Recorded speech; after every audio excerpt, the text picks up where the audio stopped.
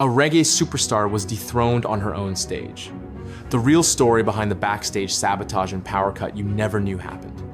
What came next was a scandal so big it forced the press to make a historic declaration. Stay until the end to hear the official verdict that changed live music forever.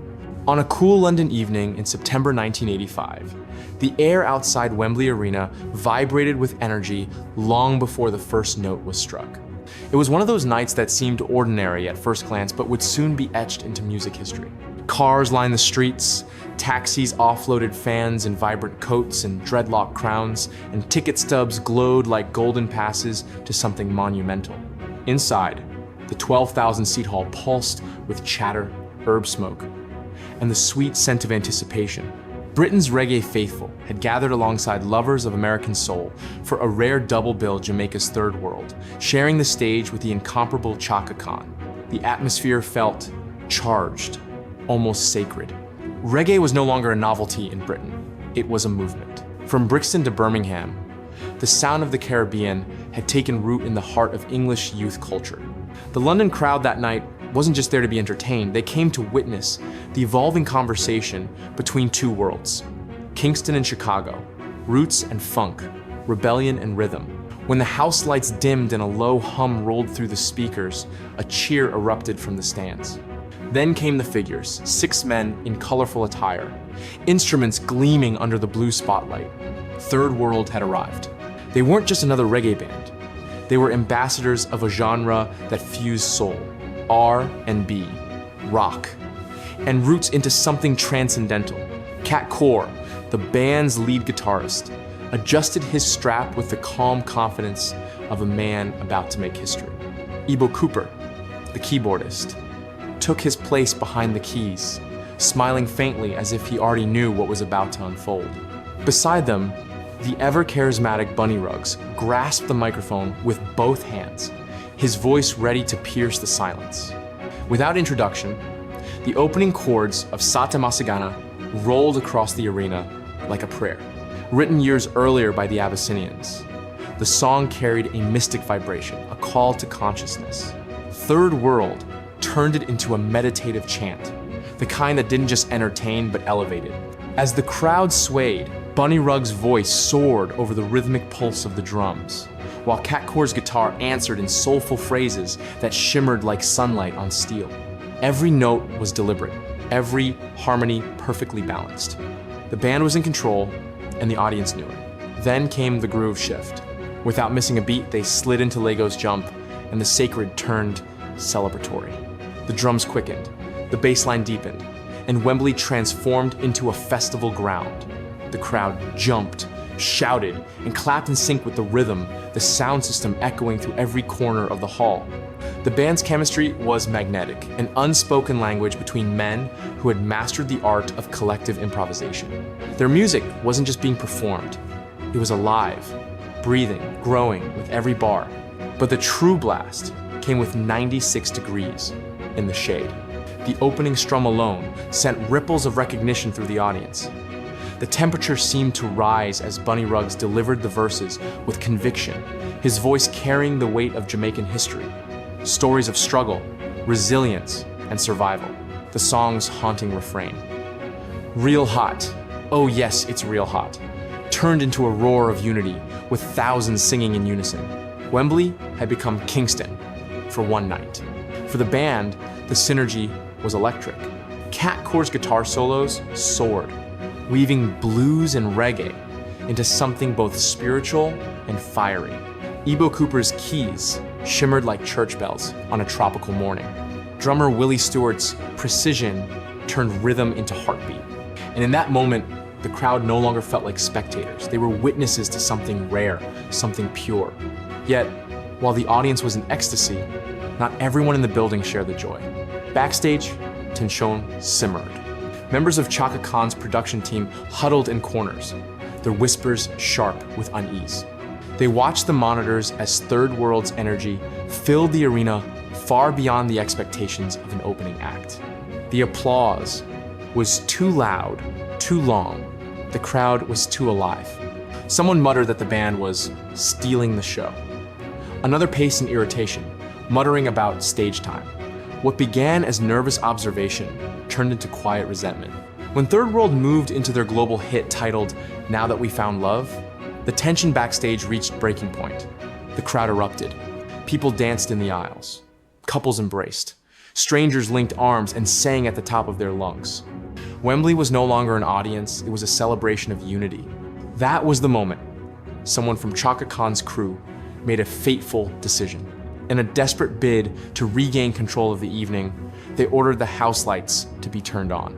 In an instant, the ambiance shattered. The floodlights came alive, washing over the crowd and stage, as if to signal the end of the set. But Third World, unbothered and unwavering, kept playing. Bunny Ruggs raised a hand toward the crowd, shouting, "Keep it rolling!" The audience roared back with approval. The lights couldn't break the spell. They only made it more defiant. Backstage, confusion turned to confrontation. Third World stage manager, Copeland Forbes, realized something was wrong and bolted toward the control booth. There, chaos reigned. A member of Chaka Khan's crew had approached the power sources, intent on cutting the band's electricity. Security guards and promoters rushed in to intervene, voices overlapping in heated shouts. Forbes later recounted that he and several others physically restrained the saboteurs just in time. It was a scene of near madness behind the curtains, passion, pride, and professionalism colliding in a single volatile moment. Meanwhile, on stage, the band never faltered. They played through the turmoil as though guided by divine instinct. When the final notes of Now That We Found Love echoed through the hall, the ovation was deafening. People stood, clapped, and shouted for minutes on end. Third World had not only survived the sabotage, they had conquered it. When the stage finally cleared, the air buzzed with disbelief. Reporters scribbled furiously, fans rushed to the merchandise, stands, and technicians scrambled to reset equipment for the headliner. Yet, an invisible shift had occurred. The emotional ownership of the night already belonged to Third World. Hours later, in the early morning, the lights dimmed again, and Chaka Khan took the stage.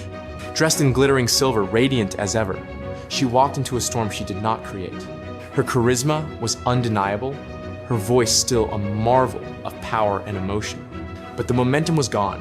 Technical glitches plagued her set, and the sound mix dulled her dynamic range.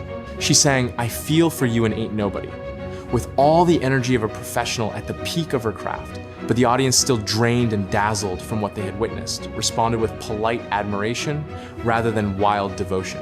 For once, the great Chaka Khan seemed human, her performance constrained by the technical shortcomings of her team and the afterglow of the act before her. The night that was meant to reaffirm her dominance instead revealed the unpredictability of live performance. Sometimes, magic refuses to be scheduled. In the days that followed, the British press offered their verdict. The Times of London ran a review by David Sinclair under the headline, "Not Her Moment." His words were measured but unmistakable. Chaka Khan had been eclipsed. The same article hailed Third World's performance as one of the finest displays of musicianship ever witnessed at Wembley Arena. Critics praised their fusion of roots reggae with soul and jazz sensibilities, their professionalism, and the sheer warmth of their stage presence. For Third World, the aftermath was glorious. The band, already respected globally, now carried a new aura, one of undeniable excellence.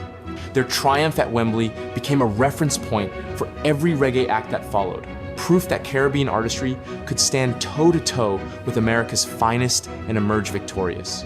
The performance became the stuff of legend, retold in interviews, documentaries, and fan recollections for decades. As for Chaka Khan, her career remained illustrious. The setback did little to tarnish her enduring legacy. She went on to collect multiple Grammy Awards and headline countless arenas worldwide. Yet, even in her brilliance, there lingered that one London night, a night when everything that could go wrong did. And when another band seized Destiny's microphone, looking back now, the event stands as more than a contest of two acts. It was a cultural moment, a testament to reggae's power to move hearts beyond borders. Third World's victory was not born from rivalry, but from authenticity. Their music carried the pulse of a people, the fire of struggle, and the peace of spirit. It was a sound that transcended stage lighting, fame, or billing order. When the echoes of that night finally faded, what remained was something greater than applause: respect. Even those who came for Chaka Khan left with newfound admiration for the band from Jamaica. They had witnessed proof that greatness can come from any stage position, that truth in art always rises to the surface. Nearly 4 decades later, the memory still holds weight among those who were there. Ask any fan, and they'll tell you that they didn't just attend a concert, they witnessed a revelation. Wembley became a sanctuary of rhythm, unity, and defiance. And as the story is retold through generations, one truth endures. On that September night in 1985, Third World did more than perform. They made history. Their sound lit up the heart of London. Their spirit outshone the brightest lights. And their music proved that the language of soul and freedom knows no boundaries. Wembley will always remember that night, not for the competition, not for the chaos, but for the clarity it revealed. Greatness, as it turned out, wasn't about who headlined the show. It was about who made the world stop and listen. And on that unforgettable evening, it was Third World who played, conquered, and ascended, forever etching their name among the immortals of live music. Tell me which performance you think would have commanded the stage more. Share your own theories on what went wrong that night. Let me know if you have ever witnessed a concert where the opening act stole the show. Drop your thoughts in the comments below. Make sure you follow for more untold stories from music history.